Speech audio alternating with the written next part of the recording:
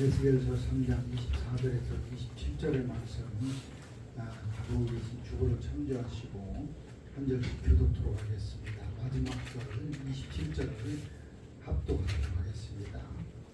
주의 영이 내게 임하사 나를 일으켜 내 불로 세우시고 내게 말씀하여 이르시되 너는 가서 네 집에 들어가 문을 닫으라. 너희 나라 보라 우리가 날 위해 주로와 동명이 내가 너희 가운데서 나오는 것이라. 내가 네 혀를 네 입 천장에 붙게 하여 네가 말 못하는 자가 되어 그들을 꾸짖는 자가 되지 못하게 하리니 그들은 패역한 족속임이니라.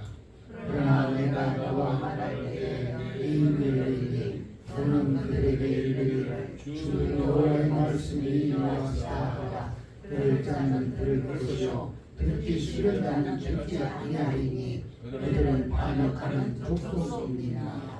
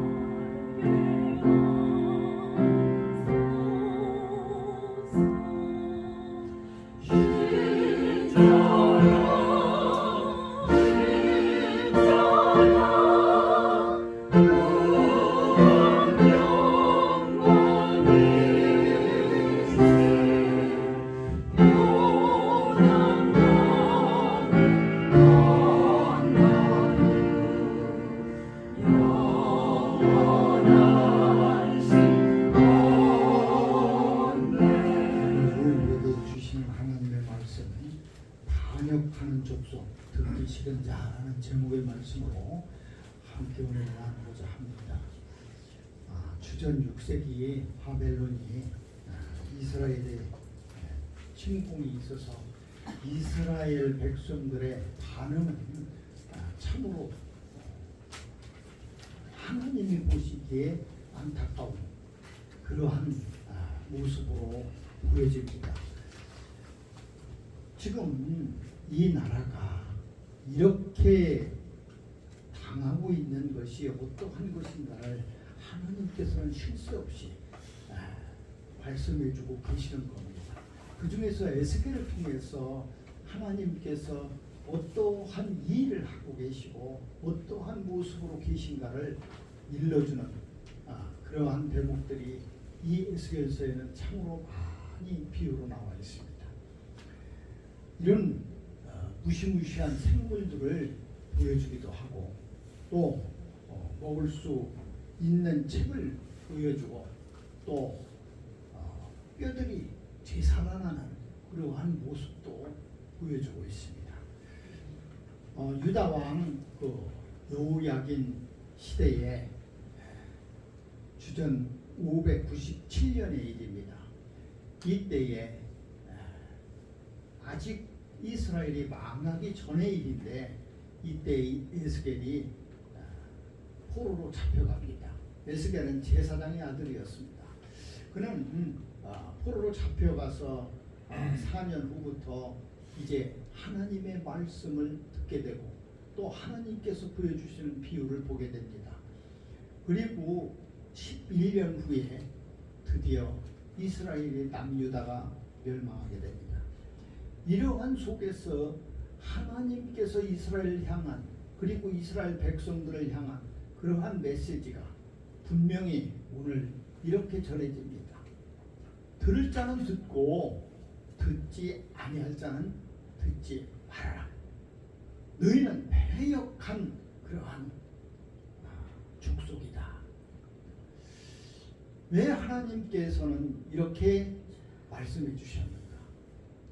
그러면은 지금 우리에게 분명히 들어오는 것은 선택입니다. 듣기 싫은 자는 듣지 말라는 거예요. 그것처럼 무서운 것이 없습니다. 공부하기 싫으면 하지 말아라. 네가 살기 싫으면 죽어라. 네가 하고 싶은 대로 하라는 거예요. 그러한 선택이 나에게 있다면은 나는 어떤 것을 선택해야 되는가? 내가 이런 선택에 그러한 것이 있다. 하나님께서는 내가 너와 함께 하니까 너는 두려워하지 말아라. 너는 내가 고아와 같이 버려두지 아니할 것이니까 너는 나에게 충성하라. 너는 나를 믿으라. 이렇게 말씀하시면은 굉장히 좋은데, 굉장히 긍정적인데, 굉장히 내가 희망적인데, 하나님께서는 듣든지 아니 듣든지 그것은 네 마음대로 해라. 들으면 살 것이요 듣지 않으면 죽을 것이다. 그리고 이 에스겔에게 내가 너를 파수꾼으로 세웠고 내가 너를 선지자로 세웠으니 너는 이제 그들에게 가서 그들이 듣든지 아니 듣든지 그렇게 외치라는 겁니다. 지금 이 시대의 사람들에게 점점 우리가 이스라엘의 멸망처럼 이제 재림 예수를 기다리는 이 세상의 멸망을 바라보고 있는 이 시점에서 하나님은 지금 우리에게 어쩌면은 이러한 사명을 주시는지도 몰라. 너희들은 그저 외쳐라. 너희들은 그렇게 사람들에게 선택하게 하라. 이 백성은 반역하는 족속. 우리 이 말을 들어가면서 이게 지금 이스라엘 남유다가 망하기 전의 이 일입니다. 그러니까 하나님은 하나님의 마음속에 어떤 것이 있었겠느냐. 저는 에스겔서를 보면서 그래요. 다 마음으로 나서 어떠한 것을 주신 것이 아니라 이렇게 한 것은 하나님께서 이들에게 다시 한번 조만한 신랑 같은 희망이라도 보신 것은 아닌가. 또 신랑 같은 그러한 회개를 바라신 것은 아닌가. 조금이라도 이들이 나에게 돌아온다면 내가 어떠한 것을 해줘야 된다고 생각하시지 않았는가. 우리는 많은 소리를 듣습니다. 이 세상의 소리, 이 또 내 양심의 소리, 또 하나님의 말씀의 소리. 우리 수없이 많은 이 소리를 듣는 내가 무엇을 듣고 싶어 하는가. 듣든지 말든지 또 들어서 어떻게 행할 것인지 네가 그렇게 마음대로 하라고 하신다면 나는 어떠한 소리를 들어야 되는가. 우리는 교회에서 위로를 받고 싶은가? 교회에 와서 하나님의 말씀보다는 어쩌면은 내 마음에 그저 편안한 그러한 소리를 듣고 싶은가?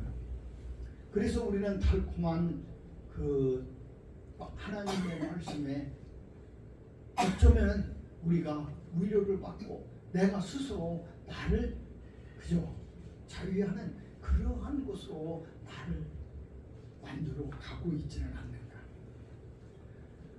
마귀의 목소리는 그랬습니다. 하나님이 그러시더냐? 결코 그렇지 않을 것이다. 예수님은 성령에 끌려서 광야로 와서 마귀의 시험을 당할 때에 마귀들은 그렇게 외칩니다. 천하만국을 보여주면서 네가 나에게 경배만 하라. 그리하면은 이 천하만국 네가 보고 있는 이 천하만국의 모든 것을 내가 너에게 주리라. 어쩌면 우리는 가장 듣고 싶은 소리인지도 모릅니다. 네가 내 말을 들으면 부자가 될 것이요. 네가 내 말을 들으면 큰 목사가 될 것이요. 네가 내 말을 들으면은 큰 부자가 될 것이요. 네가 내 말을 들으면은 네가 걱정하고 근심하는 모든 것들이 다 사라질 것이다. 천하만국의 그 모든 것을 주시겠다고 한 그것은 하나님의 말씀이었는데도 불구하고 마귀는 그 말씀을 그대로 전하고 있습니다. 어떤 것을 전하느냐면은 그 부분만을 전하는 거예요. 네가 듣기 좋은 말만 전하는 거예요.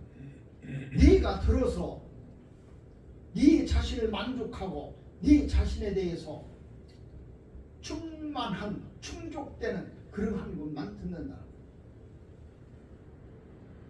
옛날 사람들이 그런 얘기 많이 해요. 대인배는 많은 것을 수용하고 소인배는 자기에게 아첨하는 말, 좋아하는 말 이런 것만 수용한다.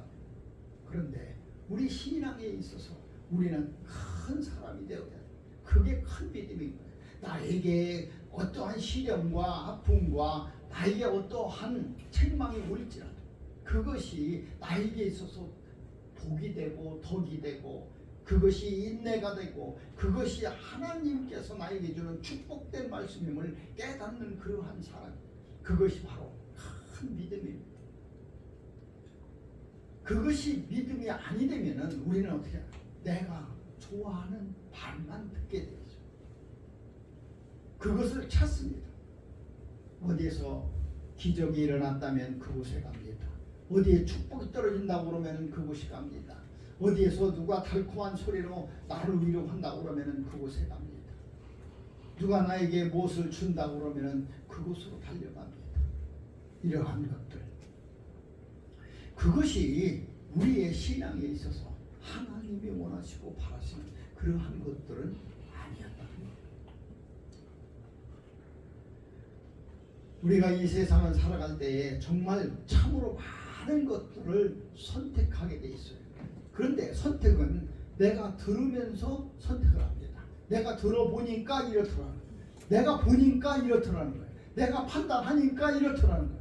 내가 공부해보고 경험해보니까 이렇더라는 거예요.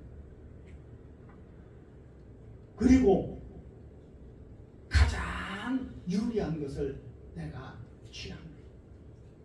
그리고 나에게 있어서 유리하지 않은 것, 그것은 듣지 않는 것.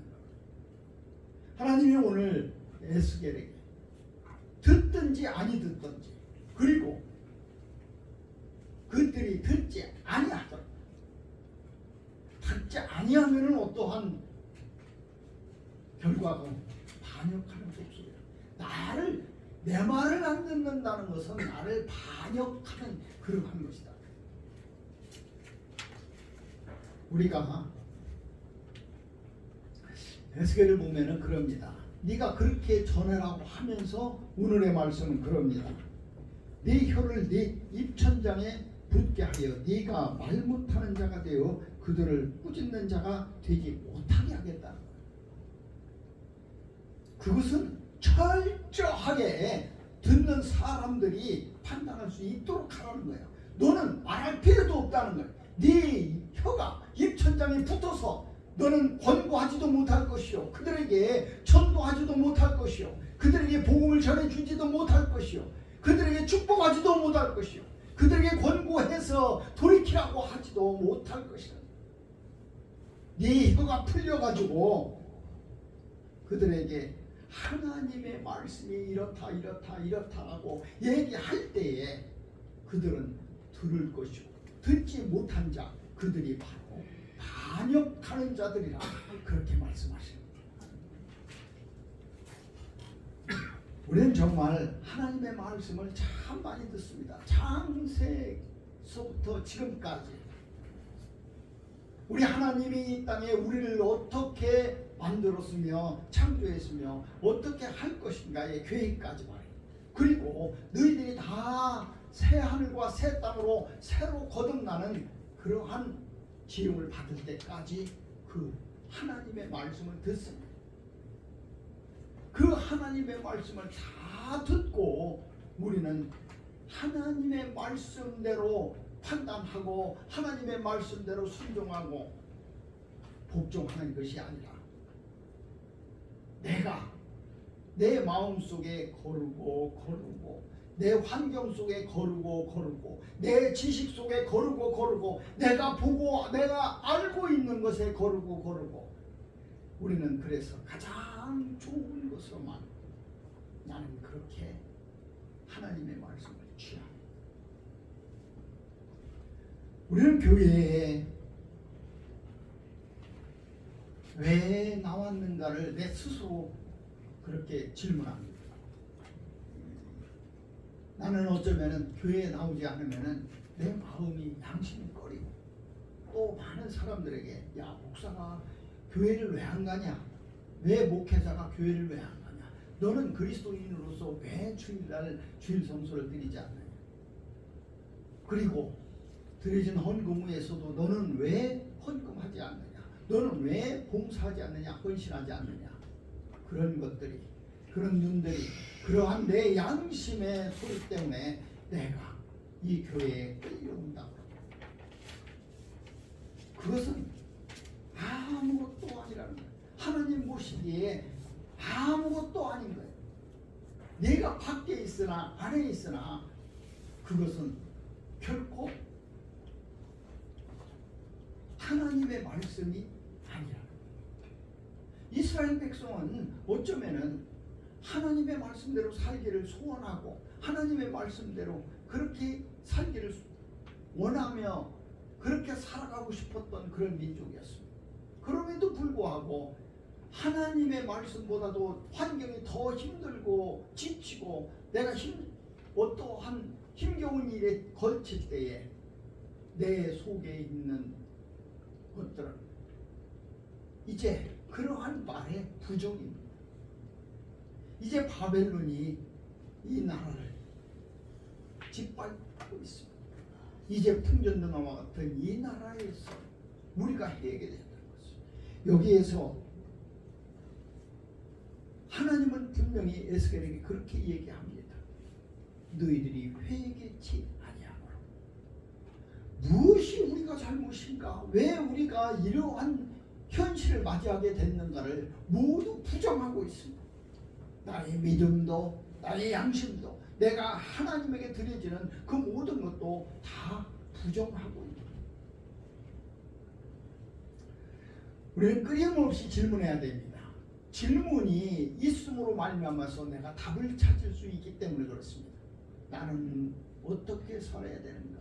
나는 어디로 가야 되는가? 나는 지금 무엇을 해야 되는가? 끊임없이 내 자신에 대해서 그렇게 질문해야 됩니다. 사도 바울은 늘 자기 자신을 그렇게 여겼습니다. 그래서 그가 발견한 것은 그가 자기 자신에게 확증된 것은 나는 이 세상에 자랑할 것이 아무것도 없는 사람이고 내가 자랑할 것은 우리 주 예수 그리스도의 십자가 외에는 내 환경도 내 지식도 내가 가지고 있는 모든 것들이 다 자랑할 것이 아니구나라고 그렇게 답을 내립니다. 그 답을 내리기까지 그는 수없이 많은 질문을 했기 때문에 가능했습니다. 이스라엘 사람들도 그렇게 질문했어야 됩니다. 그렇게 질문해야 됩니다.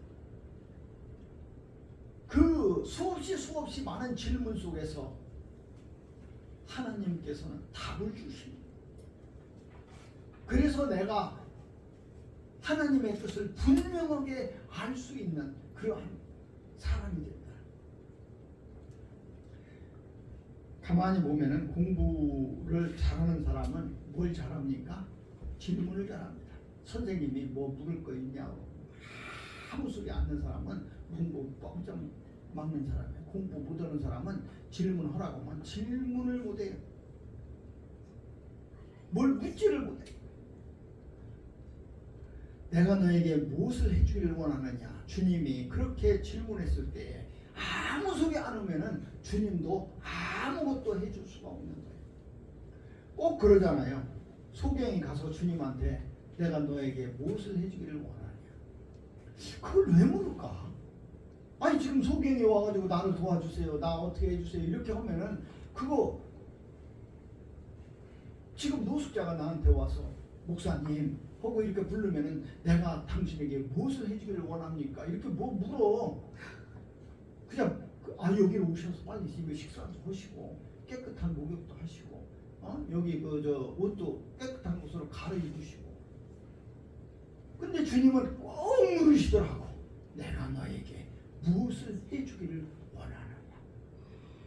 그리고 부르면은 왜 불렀느냐. 내가 너에게 어떻게 해주랴. 그것은 고백입니다. 그가 불렀던, 그가 그렇게 외쳤던 그러한 모든 것에 답을 말해주고 계시는 겁니다.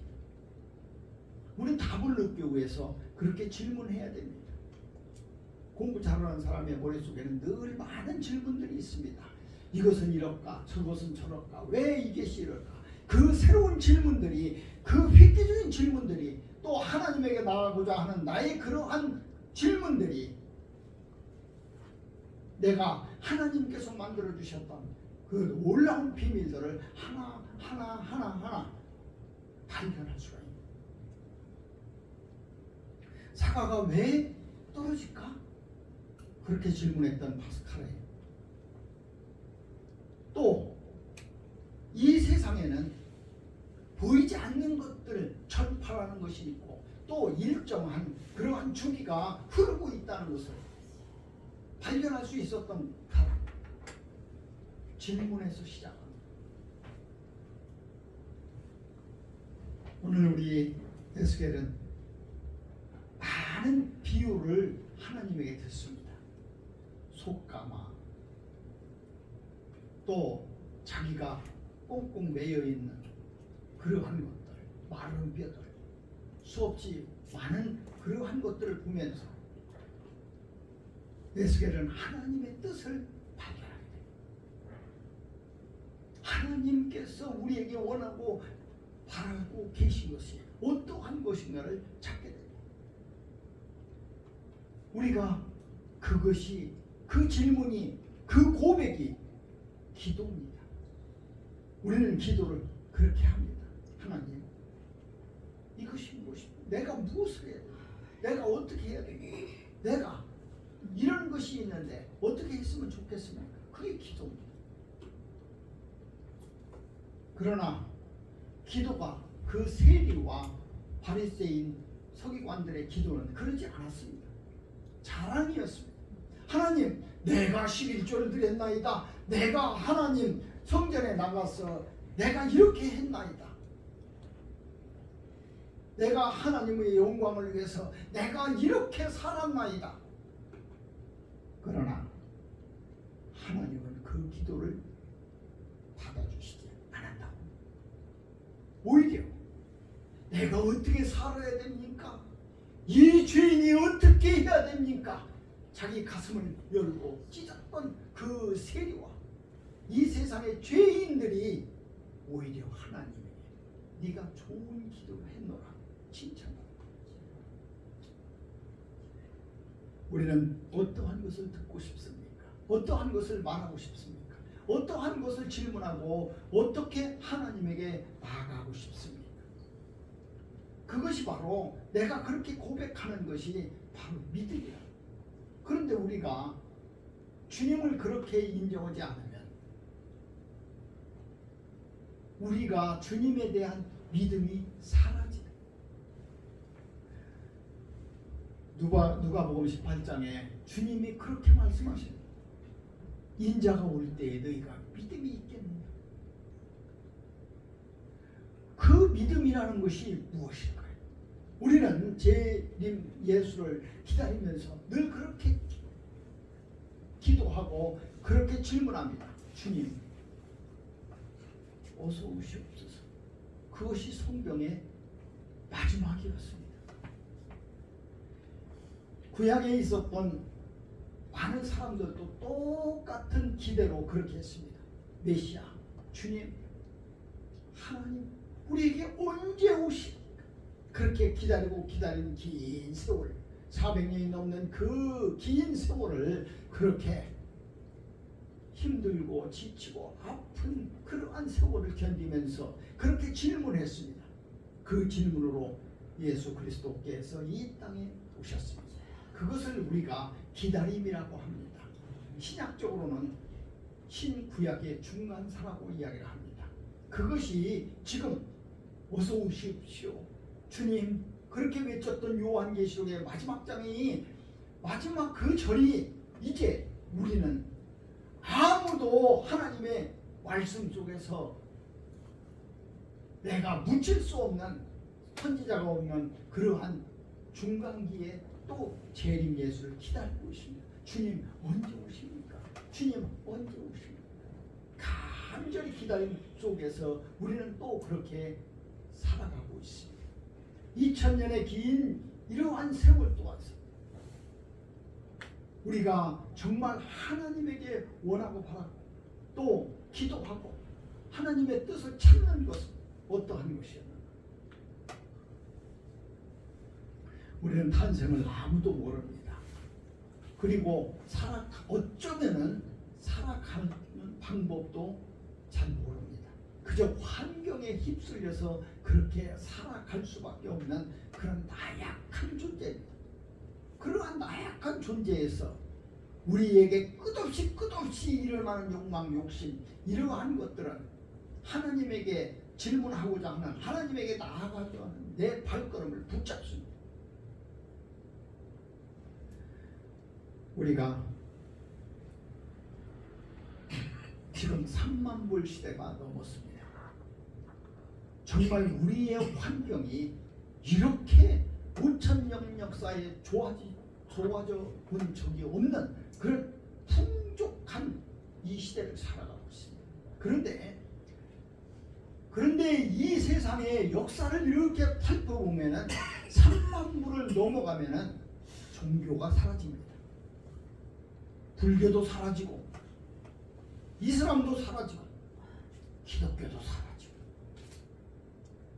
이제 높게 사람의 인본적인 우리만 남아갑니다. 그것은 뭡니까? 이제 누구에게도 질문할 필요가 없다는 거예요. 내가 우리 스스로가 풍족하고 평안하고 이 세상에 뭐든지 우리가 할 수 있는 그러한 모습으로 말입니다. 이제 말만 하면은 모든 것들이 다 튀어나오는 그러한 것. AI의 그 현실 속에서도 우리는 전율하게 되고 긴장하게 됩니다. 도대체 우리가 어디까지 기적을 만들 수 있으며 우리가 어디까지 우리 스스로의 만족감을 채울 수 있는 그러한 것들이 되는가. 이제 말로 하면은 그것이 글이 되고 그것이 영상이 되고 그것이 모든 현실이 되는 그러한 무서운 세상이 지금 되어가고 있습니다. 왜 하나님이 필요합니까? 하나님도 필요하지 않습니다. 우리가 근데 참으로 이상한 것이 어떤 나라든지 간에 3만 불이 넘어가면은 그렇게 시작이 됩니다. 우리가 63년도에 우리의 소득이 100불이었어요. 100불. 우리가 찢어지게 가난해서 아침에 저 별을 보고 밭에 삽을 들고 나가서 하루 종일 땅을 파면서 그렇게 힘들게 일을 해도 세 끼 밥을 먹을 수 없는 그러한 가난한 환경 속에서 살았어요. 우리가 100불의 그 시대를 우리 모두 다 살아.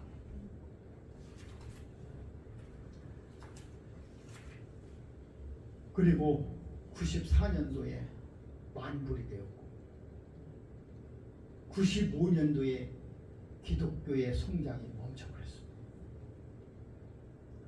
그때부터 많은 사람들이 이제 교회의 발걸음을 하지 못하는 그러한 사람, 그러한 시대가 됐다.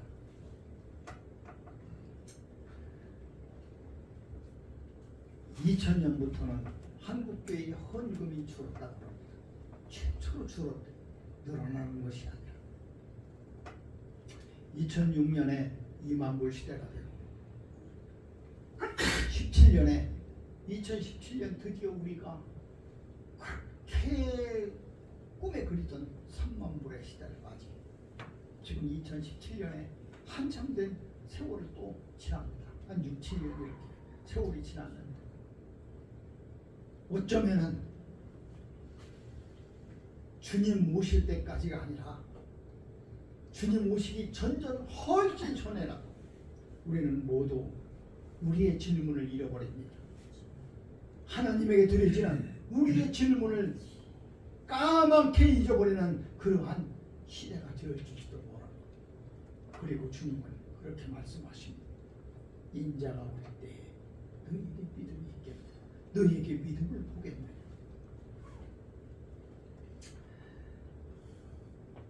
디모데후서 3장 1절에서 5절의 말씀처럼 우리는 이 시대에 이렇게 살아갑니다. 네가 이것을 할래야 말세에 고통하는 때가 이르노니 사람들은 자기를 사랑하며 돈을 사랑하며 자긍하며 교만하며 회방하며 부모를 거역하며 감사치 아니하며 거룩하지 아니하며 부정하며 원통함을 풀지 아니하며 참소하며 절제하지 못하며 사나우며 선한 것을 좋아하지 아니하며 배반하여 팔며 조급하며 자고하며 쾌락을 사랑하기를 하나님 사랑하는 것보다 더하여 경건의 모양은 있으나 경경의 능력은 부인하는 자니 이 같은 자들에게서 네가 돌아서라. 우리는 들어야 됩니다. 지금 반역하는 그러한 족속이 아니라 우리는 하나님에게 충성하고 봉사하고 헌신하고 하나님에게 내 목숨을 다할 수 있는 그러한 족속으로 남아 있어야 돼요. 우리는 에덴의 동쪽에서 에덴을 바라보는 자가 아니라 에덴 그 중앙에서 그 천국의 북판에서 하나님과 함께 영원히 살아가는 그러한 축복받는 족속이 되어야 돼요. 그렇게 살아가는 사람이 되어야 돼요. 달콤한 말이 내 미래를 정해줄 것이 아니고 달콤한 말이 내 영생을 줄 것이 아니고 달콤한 말이 나에게 있어서 구원을 줄 수 없다.